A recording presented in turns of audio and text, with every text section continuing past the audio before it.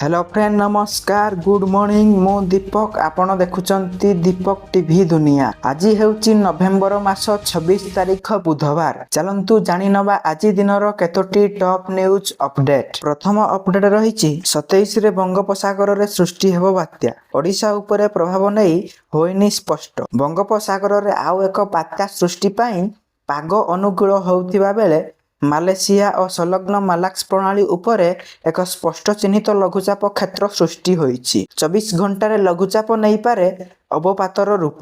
26 तारीख रु 27 तारीख भितरे बात्यार संभावना। तेबे एहार प्रभाव ओडिशा उपरे कौन रहिबो से नहीं एबे स्पष्ट होइनथिबा पाणीपागी विज्ञानी सूचना दैचंती। परवर्ती खबर शेषरे सामना को आसिला अर्पितांको सांघातिक कथा।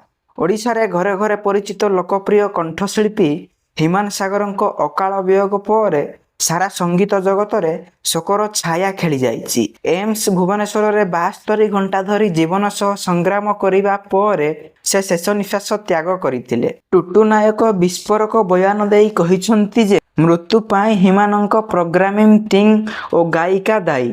तदंत करी टंका फेरई आनिबाकू से दाबी करिसंती। सेपटे गायिका अर्पितांको बयान को सोशल मीडिया रे पोस्ट करिसंती गीतिकार स्थित पटनायक। से कहिसंती हिमानंक मृत्यु पछरे अर्पितांको कौनसी संपृक्ति नथिबा अर्पिता तांकु जणाइछंती।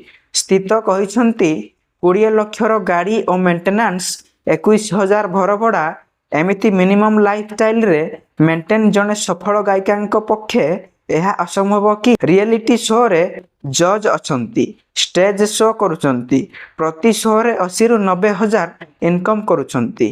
म्यूजिक वीडियो रे गोटिए गीत पाई 7 रु 8 हजार मिलुची। सबुर सत्यासत्य न जानी विवाद भीतर को अर्पितांकु आनिबा आदौ ठीक नुहे बोली स्थित पटनायक कहिसंती। परवर्ती खबर बजार को आसिला सैमसंग रो सबुठु सस्ता 5G फोन। एबे चोरी हेले स्विच ऑफ हेबो नाही फोन। आहुरी रहिछि अनेक फ्यूचर। ओडिशा रे प्रवेश करिला इंडिया रो सर्वबृहत mobile company Samsung 5G A14 और A23 जहा ओडिशा रे धूम मचाइबो बोली सैमसंग रो हेस कहिसंती। सैमसंग रो हेड जगेंद्र अंश ए नहीं गणमाध्यम रे निजर प्रतिक्रिया देई कहिसंती जे सैमसंग एमिति गोटे मोबाइल अछि जहार गोटे लॉक सिक्योरिटी रहिछि। आपणकर मोबाइल चोरी हेले भी मोबाइल स्विच ऑफ हेबो नाही। मोबाइल ट्रैक होई पारिबो आरो जीपीएस काम करिवो जहार मूल्य 15,000 तळकु आसीछि। एमिति केउ कंपनी नाही जे 15,000 तळकु फोन देउ नाही। एही दुईटी मॉडल रे 5000 mAh रो बैटरी अछि। A14 5G रे 15 वाट रो चार्जर और A23 5G रे 25 वाट रो चार्जर रहिछि। एही दुईटी मॉडल रे 45 रु 60 मिनिट भीतर चार्ज होई जिवो। बैटरी 2 दिन पई रहिबो। एहा एक लेटेस्ट टेक्नोलॉजी। परवर्ती खबर एई मानको मिलिबो मागणा घर। भारत सरकार प्रधानमंत्री आवास योजना ग्रामीण पई 2025 रे अपडेट हिताधिकारी तालिका आनुष्ठानिक भावे प्रकाश करिसंती। ग्रामीण विकास मंत्रालय अधीन रे 2016 रे आरंभ होइथिबा एही योजना पूर्वरु इंदिरा आवास योजना नाम रे जणाशुना थिला। एही योजना ग्रामांचल रे रहुथिबा आर्थिक दुर्बल परिवार को स्थायी घर जोगाइबा उद्देश्य रे आरंभ करा जाइथिला। सरकार एही घर निर्माण पाई लोकंकु सहायता प्रदान करंती। समंतल अंचल रे 1.2 लाख, पहाड़ी अंचल रे 1.3 लाख पर्यंत सहायता प्रदान करा जाए। पीएम ग्रामीण आवास योजना राज्य स्तरीय सर्वे हेउची। समस्त जिल्ला रे घरे घरे सर्वे करा जाउची।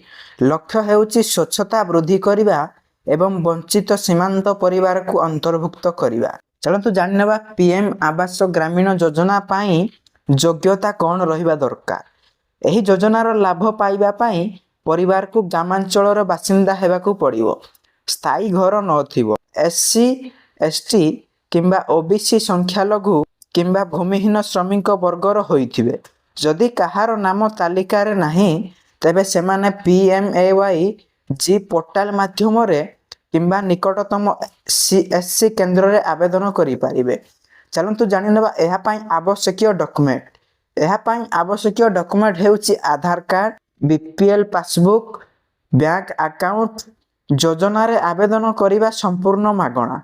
ସରକାରଙ୍କ ପ୍ରାଥମିକତା ତାଲିକା ଉପରେ ଆଧାର କରି ଅନୁମୋଦନ ପ୍ରଦାନ କରାଯାଏ, ଯାହା ପ୍ରତିବର୍ଷ ଅପଡେଟ୍ କରାଯାଏ। ତ ପରବର୍ତ୍ତୀ ଖବର ହେଉଛି ମମତାକୁ ଘାରିଛି ମନ୍ଦିର ନିଶା। ଦୀଘା ଜଗନ୍ନାଥ ମନ୍ଦିର ପରେ ଏବେ ମହାକାଲ ମନ୍ଦିର ନିର୍ମାଣ କରିବେ ମମତା। ପଶ୍ଚିମବଙ୍ଗରେ ରାଜନୈତିକ ଦଳଗୁଡ଼ିକ ବିଧାନସଭା ନିର୍ବାଚନ ପାଇଁ ପ୍ରସ୍ତୁତ ହୋଇଛନ୍ତି। ଆସନ୍ତା ବର୍ଷ ନିର୍ବାଚନ ହେବାକୁ ଯାଉଛି। ଏହି ନିର୍ବାଚନ ପୂର୍ବରୁ ଜନସାଧାରଣଙ୍କୁ ଆକର୍ଷିତ କରିବା ପାଇଁ ରାଜନୈତିକ ଦଳଗୁଡ଼ିକ ପଦକ୍ଷେପ ନେବା ଆରମ୍ଭ କରିଛନ୍ତି। ଏହି ସମୟରେ ପଶ୍ଚିମବଙ୍ଗର ମୁଖ୍ୟମନ୍ତ୍ରୀ ମମତା ବାନାର୍ଜୀ ମଧ୍ୟ ଏକ ବଡ଼ ପଦକ୍ଷେପ ନେଇଛନ୍ତି। ମମତା ସରକାର ଉତ୍ତରବଙ୍ଗରେ ଭଗବାନ ମହାକାଲଙ୍କ ଉଦ୍ଦେଶ୍ୟରେ ଏକ ମନ୍ଦିର ନିର୍ମାଣ କରିବାକୁ ନିଷ୍ପତ୍ତି ନେଇଛନ୍ତି। ରିପୋର୍ଟ ଅନୁଯାୟୀ ଏହି ପଦକ୍ଷେପକୁ ହିନ୍ଦୁମାନଙ୍କ ହୃଦୟ ଜିତିବା ପାଇଁ ଏକ ପ୍ରୟାସ ଭାବରେ ଦେଖାଯାଉଛି। ଚାଲନ୍ତୁ ଜାଣିନେବା ମନ୍ଦିରଟି କେଉଁଠାରେ ନିର୍ମାଣ ହେବ। ଏହି ମହାକାଲ ମନ୍ଦିର ଉତ୍ତରବଙ୍ଗର ମାଟିଗାଡା ଅଞ୍ଚଳରେ ନିର୍ମାଣ କରାଯିବ।